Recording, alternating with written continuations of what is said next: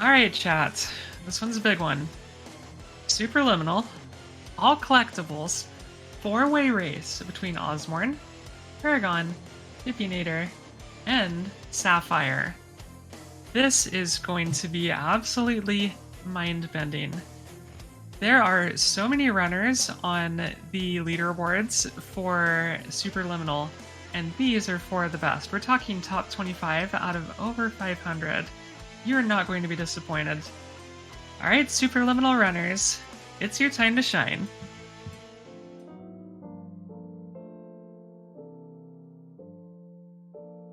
Alright. Hello, everyone. We are the Superliminal Runners. We're so glad to be here representing the community in this four-way race. My name is Ozmourn. You might know who I am, especially because I ran earlier today for Ape Out and yesterday for Trifox. If my other runners could introduce themselves, starting from the top of the voice chat down. Hello, I am hippienator. I've been running this game way too long. Been part of routing the category back in the day. Hello, I'm Perigon. I've not been running as long, for about a year, but I think I'm decent at all collectibles. And hello, I'm Sapphire. I'm the world record holder in this category currently, and I've been playing it for all too much of my life. Wonderful. And that is all that you're going to be hearing from us, because from here on out, we're just going to let our commentators introduce themselves, and then they can keep talking until we reach time. So if the two of you will introduce yourselves and then take it away. Hey everyone, I'm Samwise. I also run this game. I've dipped my toes into all collectibles and helped make a tutorial for this category with Sapphire. So I'm excited to talk about it. Yeah, I am Fabio 8000, or just Fabio. I'm gonna be commentating with Samwise. I used to play this game. Now I just love to watch it. Hopefully you guys will like the run as well. This is a really cool category. All collectibles, you see much of the game. I believe you're not gonna take spoilers from the story or anything, because they will be going fast. But I think they can all load into the first level, and then we do a countdown. Do you want to explain Superliminal a little bit, Sam, before we start? Yeah, so as Happy Bear mentioned, your mind is going to get blown. This is a game all about how perception is reality. So, for example, if you take something that looks small, bring it close to yourself, it's still that small. Or if you take something normal sized and put it far away and go up to it, it'll get bigger as you walk closer.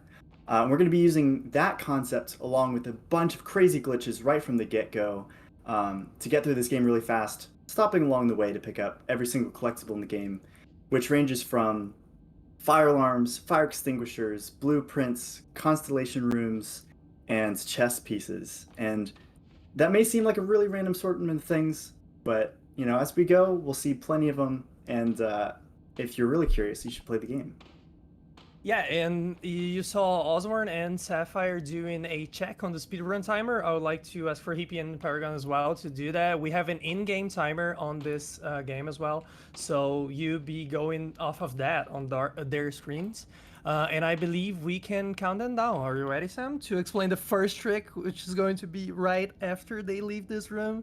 So I'm gonna go do the countdown, so we can start at 10, 9, 8, 7, 6, 5, 4, 3, 2, 1, and good luck to you all. Good luck, runners. All right, so the first trick of the game is called the Rook Launch. It is infamous for being really reset heavy. What they're going to be doing is they're taking this piece, making it really big, and dropping it on themselves, and if they let it go and jump, it'll launch them up into the air, where they'll be out of bounds, and they'll be able to traverse while falling. They land on a very particular spot to collect the first collectible of the game. Yeah, and that collectible will be a different one. Will be a chess piece. We have different collectibles, as Sam was saying. So we have like fire alarms, fire extinguishers, chess pieces, and blueprints. I believe that's all. Correct me if I'm wrong. And on this first level, we don't have fire alarms and fire extinguishers, which are the most annoying ones because there are so many of them and they are so tiny. I believe the chess pieces are even smaller than like fire alarms, but there are so many on the other levels you see. But on this first level, you just have that one chess piece, and we have a blueprint later on in the run. And right there is just like an introduction. This is the name of the level, so they're just learning the basic mechanics of the game. And you may have noticed Sapphire had a bit of a trouble with the first trick, so she had to restart, and she is a little behind, but you know, maybe this will put her even with the other runners. Yeah, Sapphire is currently the world record holder. She is like I believe like almost 2 minutes in front of the second place, so she has a lot of potential to getting back. And right here they're going to go to the back of the level to get the blueprint, which is a collectible as well. And there is not a tracker for collectibles, like not officially in the game, so we'll see at the end of it. Maybe the best time don't have all the collectibles. I think it's like a far fetch idea to see they not collecting everything, but let's see how they do. So this is the second level called Optical. Why is it called Optical, Sam? Well, there's going to be a ton of optical illusions throughout, and because they're moving so fast, you won't be able to see all of them. But there are going to be a lot of things on the walls that either will end up being completely flat, or they'll be able to take a flat image and turn it into an actual object. And trying to explain this game and also the tricks that they're doing is a huge task, so I'm sorry if we can't get everything. But right now, if we're going to look at Perigon in the lead here, he's jumping out of this little room that you think you're stuck in, but there's no ceiling, so he can grab the blueprint on the side, and then they're going to continue on. Yeah, and in this level you can see a lot more of the fire extinguishers and fire alarms. There's like 2 per rooms, 1 fire alarm and 1 fire extinguisher per room, which is like the worst thing. If you forget one of them, you are screwed for the rest of the run. And right here you have 2 cubes. Oh, Perigon getting stuck. So right here you have 2 cubes on this room. Perigon and all the other runners will be using only one and using a mechanic called cube jumping, I believe. And they can skip 1 cube, and you'll be seeing a lot of that in this run. If an object is not too good of a size, you can jump on it and resize it. And right here, another launch. Can you explain like launches? Yeah, so this is a warp launch. There's a bunch of different kinds of launches in this game. Each of them are glitches, but the way they work are different. So the one that they're performing, that you're going to see Sapphire doing in just a second here, the warp launch is taking an object, making it really big, and rotating it within yourself. And then when you release, it just launches you straight up. There's another glitch called a warp that uses the same kind of setup, but it transports you horizontally. And now they're headed into the Constellation Room. Fabio, Yeah, so another collectible that I believe I forgot to mention is the constellation rooms. They're really different. You go into the room, you line up your character, and you see a constellation, and that's a collectible you get as well. Most of those constellation rooms are really big. So after they get the constellation, you can just reset to checkpoint and you go back to your last checkpoint, obviously. And that's faster than walking because those constellation rooms have a long hallway. And most of this game is based on hallways. So the movement that we have on this game is just perfect lines. We don't have any other optimizations in terms of movement, so we don't have b-hops or something like that. You just need to do perfect straight lines. That's the thing. You're wondering if Perigon just grabbed the moon. The answer is yes. The moon has a bunch of objects on it, one of which is a door leading to the end. So he's going to grab the door while launching with the soda can, so you can place it and grab the blueprint on top of this roof very efficiently, all in one go. Yeah, you have to be careful on those, we call those portals. So normally the last hallway will be on a door like this one, which is a portal. If you are not careful, you can enter the room in a certain size and not be on the right size to enter the end elevator. And on this game, optimally, on a speedrun, we want our character to be good enough big enough, I'm sorry, that we are fast, but we have to be the perfect size to enter doors and stuff. So maybe they can slip up and make their characters so big that they can't enter doors, but they don't want to be too small because your velocity is based on how big your character is. Exactly, and we'll be seeing that concept in a later level of this game. But for now, they're starting off a level called Cubism. And I'll let you guys figure out on your own why it's called Cubism. It might be a little apparent throughout. Yeah, we the don't have to level. explain this one. Yeah. But right off the bat, we're able to, instead of grabbing a cube to jump up the ledge, we just have a nice little pole that we can jump off of. Yeah, And right here, here- Perigon. I'm sorry, Perigon right here was grabbing a chess piece through a wall. I don't know if that wall does not have collision or any wall have collision to grab an object like a chess piece, but he grabbed it through the vent. The object is into the vent, but you lose time getting into the vent. And right here, he's gonna jump on this window, which leads him kind of out of bounds here, so he can transverse this hallway really faster through the wall there. Yeah, it turns out that when the game registers that mantle or ledge grab, it's not actually looking for any collision of where you're going, so you're able to just kind of walk through walls sometimes. Yep. And you can yep. you Go can ahead. see the theme of cubes, but all the rooms have a different thing. Like on this room that Perigon is in, you have the mechanic of like sliding objects. You see different mechanics.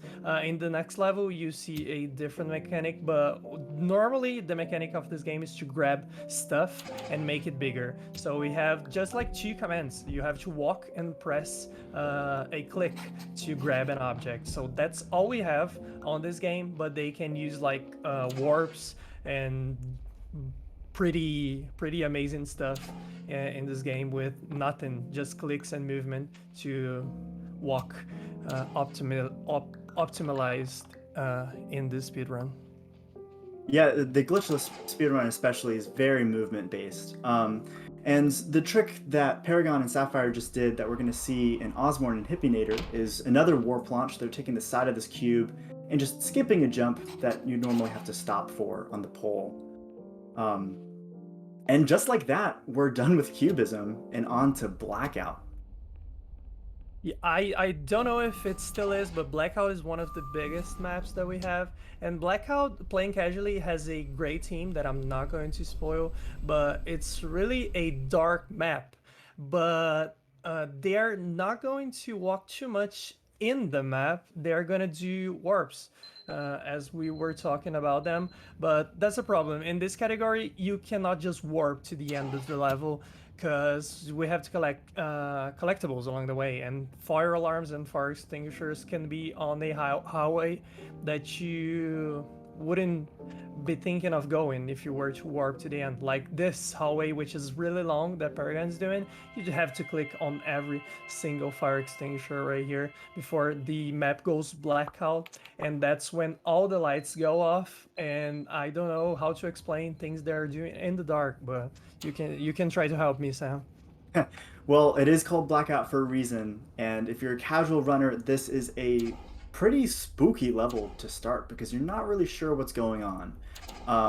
There's blood stains on the floor, doors that slam, and we're just going to walk right past that. We're going to take an object through one of these barriers, which normally you're not supposed to take an object through, but we figured out how to do it. And they're taking this canister. You just have to be insistent enough and push Yes. the canister really hard. But once we have the canister, we're able to rotate it just like the rook, and push it into ourselves so that we can launch later and go out of bounds. So you're seeing when it's disappearing, it's actually getting really, really, really big. And the game doesn't like that and doesn't know what to do, and so it just pushes you outward. So when you're doing a launch like that, you want to jump and let go of the object, just like Perigon did, and you launch into the top of the map. And at the top of the map right here is kind of solid. You have to be careful not to fall down, but in between rooms, you can walk really easily. And right here, Perigon's gonna do the same thing with the sign. He's gonna make the sign big enough that it's into him, and when he lets go of it, the whole map's gonna be red because the whole map is essentially the sign. So the sign is so big that it's lighting up the whole map right here. And that is how we turn blackout into red out. Do we have time for a couple of donations, real quick? Uh, We If can this always is- fill up the time. But yeah, go for it. Go for it. Okay, I'll just do one. Nia donates $10, and I'll try to do my best movie announcer voice here. Ozmourn, Tokyo Drift. And then in parentheses, how many games do you speedrun?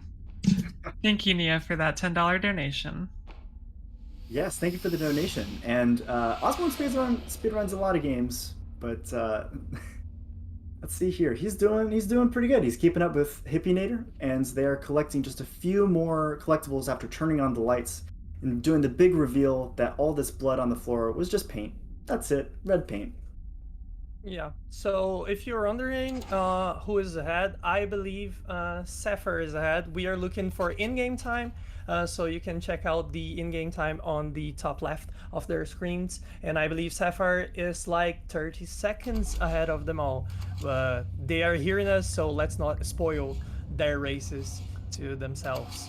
But we are entering a new level right here, which is clone. And right here we'll have a bunch of different mechanics with our click. On the start, the click is just the normal grab an object, but later on our click will become something else. I believe you can guess by the level name, but Sam, can you explain what our click will be doing? Yeah, so as the name implies, we're going to be cloning a bunch of things. So these fire alarms, instead of just pulling straight down, will actually pop out as a clone, and these doors will become a ramp of clones. And we're going to be doing this with clocks and apples and signs, everything you can imagine. We'll just turn it into a clone and use that to our advantage. Yeah, right here, our mechanic now, instead of just grabbing, we grab it and clone it. So every object that we grab, we're cloning as well. This is a really different jump that they do with this clock. You put the clock in your feet and you jump really high up. Not that high up if you are a Sapphire right now, but Yeah, this I don't is know what's strange. happening. Yeah, This I should never work. seen that. Yeah, I never seen that. What is going on? I don't know, but yeah, normally something weird about this level is you can look straight down, and if you take an object, look straight down, and place it pretty much inside your feet, then it'll launch you straight up. And for some reason, Sapphire was just having kind of small hops, Yeah. but once she restarted a checkpoint, fixed the problem immediately, and she's able to progress. Yeah, it was really different. But this is just a level we have clone things to do, and you can see that the fire alarms and the fire extinguishers are really on the way of the speedrun, like on the normal path of the casual level. But those chess pieces and those blueprints, you really have to go out of your way. Like up there, that alarm clock thing that they did, it's like really out of the way. And the constellation rooms are normally like really outside of the game. In like this one, you have to go right next to a soda machine, which you wouldn't try to check in a casual speedrun. So most of the things are really hidden, and that's really difficult to keep track of them.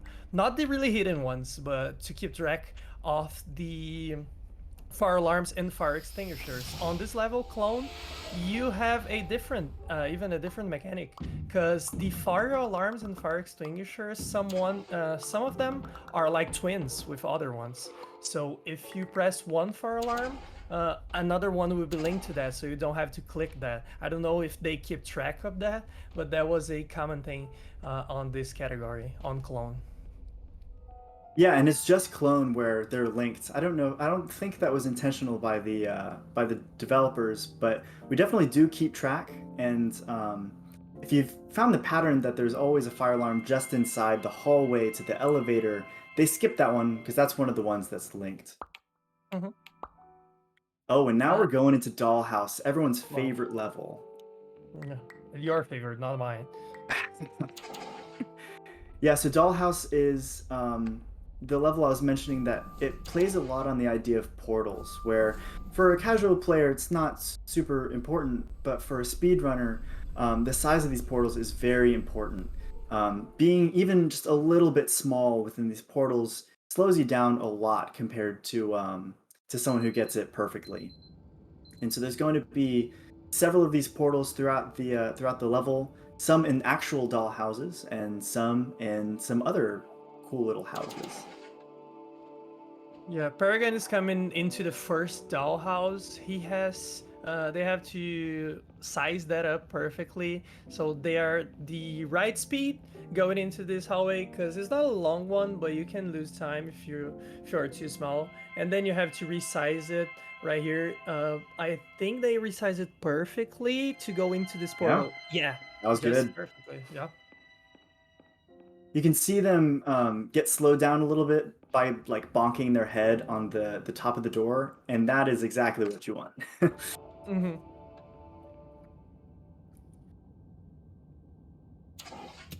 I believe Sapphire is still ahead. So Sapphire has a supercomputer or something, because she has like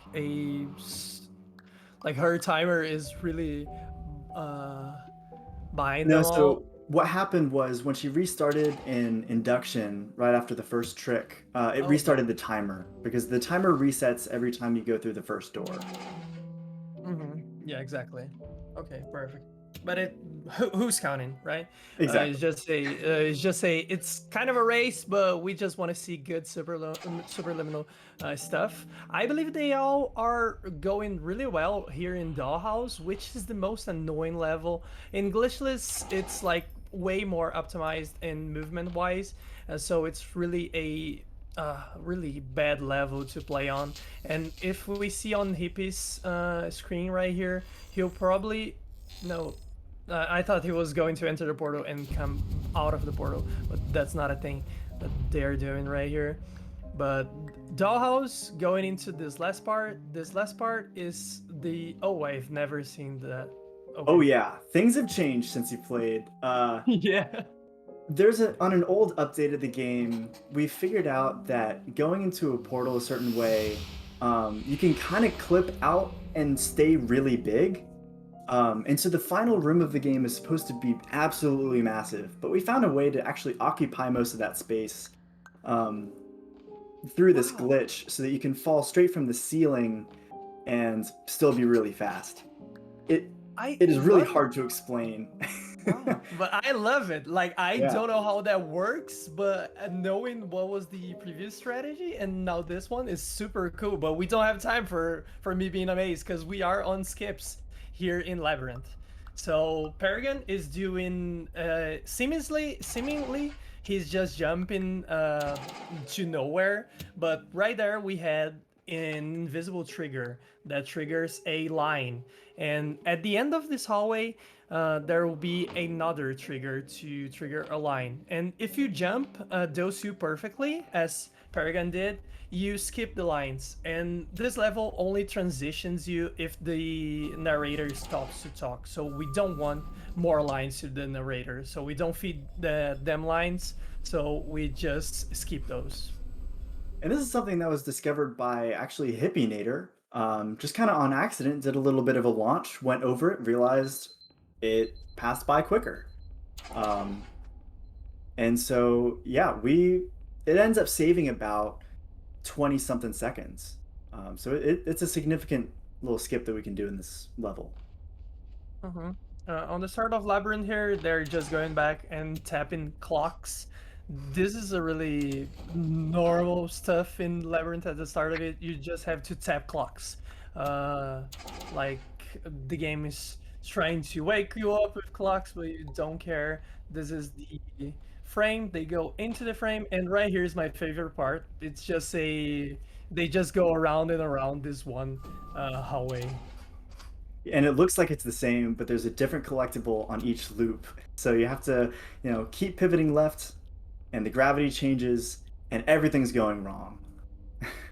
Okay, take notice on the Perigon's screen. Yeah. He's trying to do a skip. Oh, he got it. Very Okay, nice. this is a really hard one, and this is one that saves a lot of time here because they do a kind of launch. I don't know how it works on that door, but when the door is falling to you, you jump at the right time and you go up into that room. If you don't do that, Sapphire and Perigon got it. You have to do a like a ramp with the door. I don't believe there is a checkpoint close to there where you can try that trick one more time. Correct me if No, I'm there wrong, isn't. Sam. Yeah. So it's really annoying to fail that trick. But Sapphire and Paragon did it. Let's see the other runners. It would be a shame if they showed us the ramp and showed us how much slower is it. Yeah, and this whole level is all about taking your perception and absolutely turning it around. So, you know, the floor is breaking and they're going into this hallway that loops, and we know the solution, but this is probably the hardest puzzle for casual players, because it relies on perception is not reality, and I won't spoil it for anyone who's curious about playing this game, but for speedrunners, it's really easy to just blast through it. Okay, Hippie and Ozmourn got the... Oh no, Oz didn't get. I wasn't paying attention. So in my mind, Oz got the trick. So let's say all the runners got the trick perfectly. I didn't see it, it didn't happen. So they all got the door launch trick, which it's really hard. I don't know if there's a really optimized setup for it. And on Paragon's screen, they're doing the same trick as before. You just put the knight in your feet and it launches you upwards. Sapphire is doing a different one, making like a stair with the knight. So it's really, you just have to go fast. Doesn't matter the strategy. And right here is like the smallest constellation room, so there's not going to be a reset over it, I believe, the room that Perigon's in. And they are bringing the cube as well. Sapphire and Perigon have the cube. They can resize it as they are doing the trick to make the next part a little bit faster. Yeah, it's essentially a cutscene, so they can do whatever they want while they're standing in place waiting for the animation to complete. Let's see, with Ozmourn and hippienator, there's a launch here that can be a little bit finicky. Ozmourn got it, and then... Oh, but he missed... the jump from the top of the scaffolding back down is known as... let me see if I remember the whole acronym is the worst jump like ever in any superliminal category. I can't remember the full thing, but that's the name of the jump. It's very hard to hit, very inconsistent. Okay, I didn't know that trick had a name, but apparently one jump has a name in this game.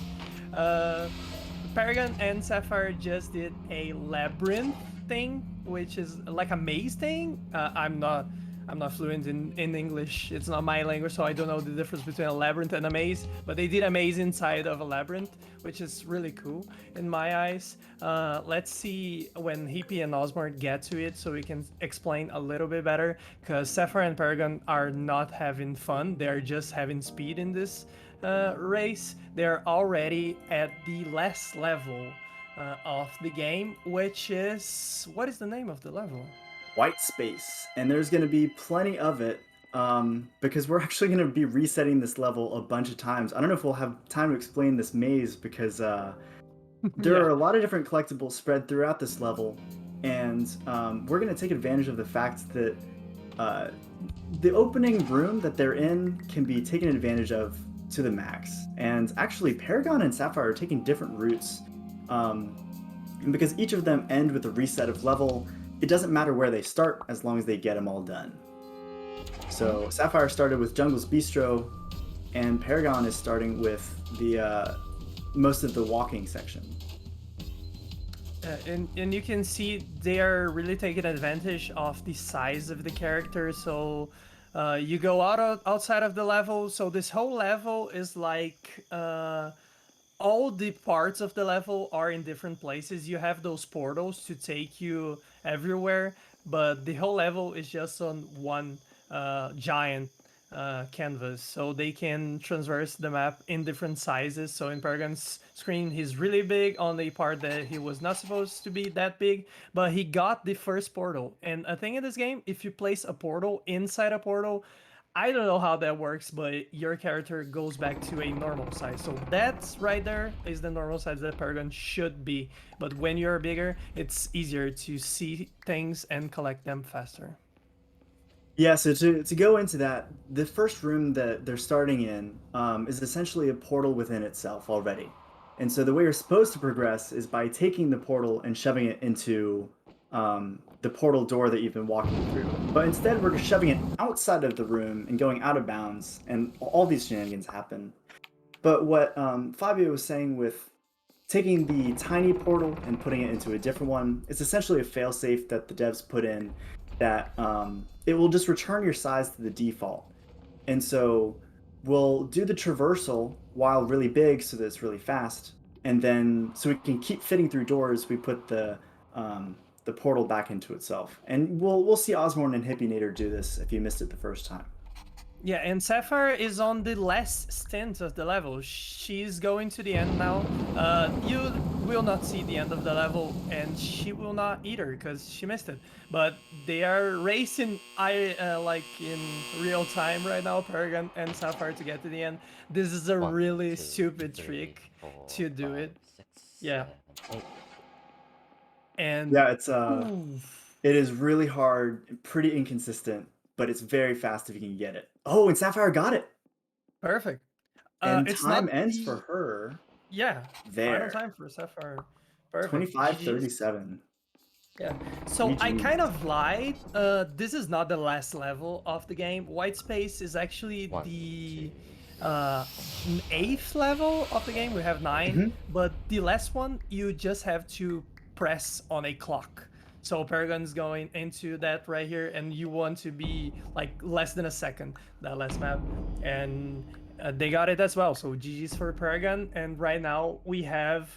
They are really tight RTA as well, Ozmourn and Hippies, so it would be a cool thing to watch them race right now. So we have Hippie and Ozmourn racing RTA. They're pretty tight, and in game they're pretty tight as well, I believe. Yeah, I'm excited to see how this ends. I'm not sure if they're going to go for prop walk, which is that last trick. There's a couple ways to end white space, and so we'll see Ozmourn doing a trick that's it's kind of a swag trick. Yeah. I think it's I think Sapphire named it after herself because she found it. It's just a ledge grab to save like a tenth of a second, maybe. Um, But that is to get the last constellation, and now we're going to see if Hippie is going to be successful with the prop walk. Yeah, and I believe this is the. I don't know if that's the only strategy to get to Oh. the end. Oh, okay. He got it. Oh, and Yeah. Ozmourn still has to go into Jungle's Bistro to get the chess piece.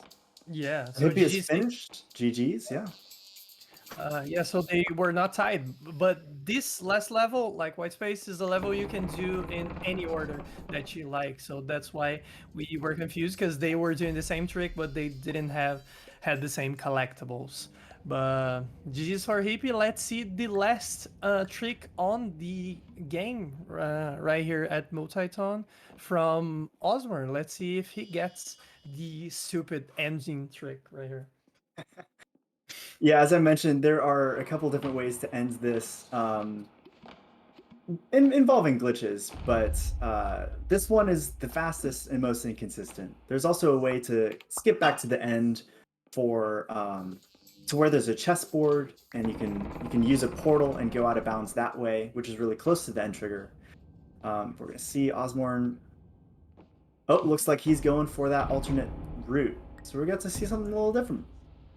Yeah, so As soon as we you are find it. entering DLC stuff right here. He's gonna put the portal inside of the portal, go small, and on this room, he's gonna launch with that queen on the ground, I believe, right? Yep, It's a king or yeah. a queen, I don't know, yeah. But yeah, in my time, the district didn't exist, so I don't know what he's doing. Yeah, he's just launching straight up, and then he's able to jump out of bounds straight to the ends trigger, which is just a really long fall. And so you're supposed to be falling into a clock, into an alarm clock as it turns to 8 a.m. But because we're so far away, we don't really see the box that you're normally falling in. So Mhm. it's a little confusing looking at it. But I mean, so is the whole game. Yeah, so GG's for us. He's gonna go into the last map right now. He's gonna click the final clock. And I have a really cool information to give. GG, first of all, to Yeah, all. Ozmourn. I have two informations to give. Sapphire is really humble in her time. She only beat everybody but herself on the leaderboards. So that's how fast Sapphire is. And the other information that Perigon can confirm to us is that they got a PB. Is that correct? Yes, it is by about 11 seconds. Okay, GG's. Okay, so it's a 11-second PB for Perigon. And GG's. yeah, so the order of the players was Sapphire on first, Perigon second, Hippie on third, and Ozmourn on fourth. But it was a fun run overall. I believe we were underestimate from everything of this. So yeah, it was a really fun, and GG's again to all. Thanks everyone for a delightful race. That was really exciting. And yes, congratulations to all the participants. All right, everyone. Well, we have a couple more donations to read. We have $2.99 from Evan, who says, that total was bothering me. And Kajinki87, again, another familiar name. Wow. Donates $20, and she says, my promise dono for the fashion pack mazes, plus a little extra for a great cause. Thanks again for letting Sharpers and me run the delightfully terrible game together for the marathon. Good luck to the rest of the runners. Well, thank you to you both for those great donations. We are at $1,800.35, so getting ever closer to that $2,000 100% run for It Takes Two. Everyone, I am a sad bear right now because my time on the mic with you in this marathon has come to a close. But I will still be in chat for the next few days, cheering everyone on and generally having a great time, because that is what happy bears like to do. Alright, everyone. We'll talk to you soon. Bye.